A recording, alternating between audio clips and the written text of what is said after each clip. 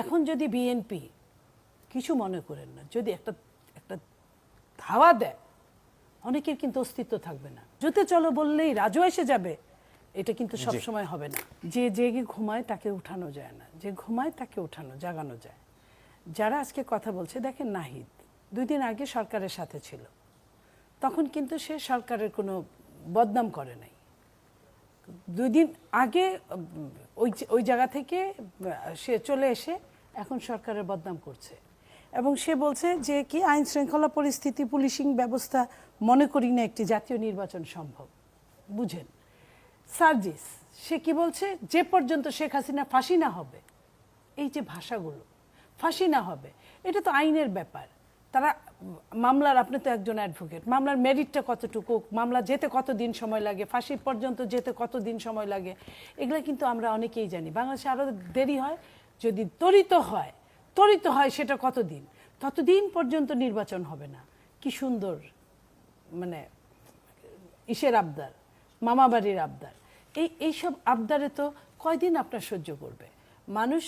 এখন যদি বিএনপি কিছু মনে করেন না, যদি একটা ধাওয়া দেয়, অনেকের কিন্তু অস্তিত্ব থাকবে না। কারণ আজ থেকে 7 মাস আগের যে কমিটি আর আজকের কমিটি, 7 মাস আগের যে মানুষগুলোকে আমরা সন্তান মনে করতাম, এখন তারা পরিপূর্ণ হঠাৎ করে রাতারাতি সাবালক হয়ে গেছে। তো সাবালকদের জন্য তো আইন আপনার জন্য আমার জন্য ওই সাবালকদের জন্য সমান, ওইখানে কিন্তু কোনো এক্সকিউজ বলতে কোনো শব্দ নাই আর। তো যখন নাই, এখন দেখেন গাজীপুরে যে ডাকাতিটা করার জন্য গেল, ওইখানে কিন্তু জনগণ প্রোটেস্ট করলো, করে যত রকমই তালবাহানা করে একটা জবাব দেখ, জবাব কিন্তু জনগণ বুঝে। 2 মাস আগেও যারা চিফ অ্যাডভাইজারের পক্ষে কথা বলছে, এখন যদি টকশো আমি অনেক করি, এখন যদি দেখি প্রশ্ন উত্তর পর্বে 3টা 4টা প্রশ্ন করলে 4টাই তাদের বিরুদ্ধে যায়। কিংবা এই যে ছাত্ররা যারা সাবেক ছাত্ররা, তাদের পড়াশোনা শেষ হওয়ার আগেই সাবেক হয়ে গেছে। আমাদেরও কিন্তু বিশ্ববিদ্যালয়ে অনেকেই ঢুকেছে, অনেকেই জ্বালাময়ী বক্তৃতা দিয়েছে, বিশ্ববিদ্যালয় কাঁপিয়ে ফেলেছে, কিন্তু ডিগ্রি নিয়ে বের হতে পারে নাই। অনেক ভালো ছাত্ররা, আবার মন্দ ছাত্ররাও কিন্তু কোনো মতো ঢুকে কিন্তু ঠিকঠাক মতো ডিগ্রি নিয়ে বের হয়েছে। অতএব এই জায়গাগুলো থেকে আমরা বলতে চাই যে রাষ্ট্র কারো ব্যক্তিগত সম্পত্তি না। রাষ্ট্র অতীতের স্বৈরাচারদের জন্য যেমন ছিল, নব্য স্বৈরাচারদের জন্য একই অবস্থা হবে। ধন্যবাদ। এবং রেভলিউশন ডেলি আসে না, রেভলিউশন কিন্তু 5 বছর 10 বছর 20 বছরে যে রাজুতে চলো বললেই রাজু এসে যাবে, এটা কিন্তু সবসময় হবে না।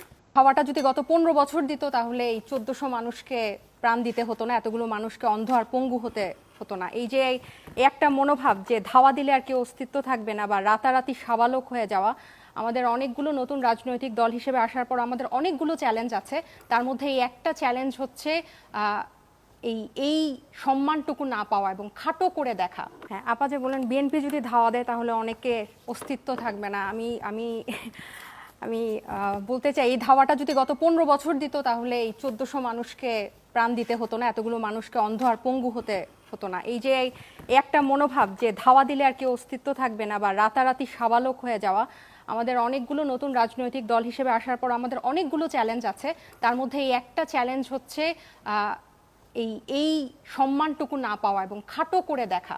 এই গণ অভ্যুত্থান নেতৃত্বদানকারী এতগুলা মানুষ, এতগুলা তরুণ, এতগুলা ছাত্র, এতগুলা ছেলে মেয়ে যে অভূতপূর্ব ইতিহাস বাংলাদেশে ঘটালো, তারা আমার মনে হয় যে যখন সেটা টকশোর মঞ্চ হোক আর যেখানেই হোক, এই সম্মানের যে আমাদেরকে যে একটা নেগলেক্ট করা এবং আমাদের বক্তব্যকে যে ছোট করে খাটো করে দেখার এটা আমাদের নতুন রাজনৈতিক দলগুলোর অনেকগুলোর মধ্যে এটা অন্যতম একটা চ্যালেঞ্জ আমরা খুব ফেস করছি। আরেকটা যেটা যে ভাই বললেন ফ্যাসিস্টের থেকেও বেশি কিছু, আসলে এরকম ঘটনা আমরা কিন্তু যেটা সবসময় বলি, সেটা সমন্বয়ক পরিচয় হোক, আমাদের পরিচয় হোক, আমাদের দলের হোক, আমাদের পার্টির হোক, যেইভাবেই হোক, যদি কেউ অপরাধ করে এবং অপরাধ প্রমাণিত হয়, তার আমিও যদি অপরাধ করি আমিও বলবো যে আমাকে গ্রেফতার করেন। এটা কিন্তু আমরা সেই পুরনো রাজনৈতিক সংস্কৃতিতে আর কোনোভাবেই যেতে চাই না। কিন্তু তাই বলে আমাদের পার্টির কেউ কিন্তু বাজারে মাইকিং করে বলে না যে পুরা বাজার আমার দখলে, আমাকে না বলে সবারকে আমাকে চাঁদা দিয়ে তারপরে এখানে বাজার সদাই করতে হবে বা ব্যবসা করতে হবে, বা আমাকে জিজ্ঞাসা না করে কাউকে গ্রেফতার করা যাবে না, এ ধরনের বক্তব্য। এবং বিএনপি নিজেই স্বীকার করেছে যে গত 7 মাসে প্রায় 3000-এর মতো তাদের সদস্যদেরকে বহিষ্কার করতে হয়েছে। সেটা তো মানে এটা ওনারা অনেকটা গর্ব করে বলে, যদিও এটা গর্ব করে বলার মতো একেবারেই বিষয় না।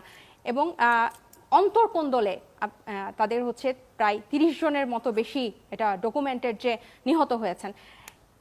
এইসব সেখানে একজন সমন্বয়ক বা একজনকে বিনা ইয়াতে তুলে নিয়ে গেল, অ্যারেস্ট হলো, এটাকে যদি আপনি বলেন যে ফ্যাসিস্টের থেকেও বেশি কিছু, এটা কিন্তু খুব দুর্ভাগ্যজনক একটা বিষয়। ফ্যাসিস্ট কিন্তু গত 15 বছর মানুষের ভোটাধিকার কেড়েছে, মানবাধিকার কেড়েছে, এতগুলা গুম খুন বিচার বহির্ভূত হত্যা, মানে কি না করে নাই। এরকম একটা নৃশংস পিশাচ গণহত্যাকারী একটা রেজিমের সাথে বা একটা ইয়ার সাথে যদি আপনি এরকম একটা ঘটনাকে একটা অন্তর্বর্তী সরকারের অবস্থায়, একটা আমরা খুব নাজুক অবস্থায় আছে, এটা যদি আপনি তুলনা করেন, এটা খুবই দুঃখজনক।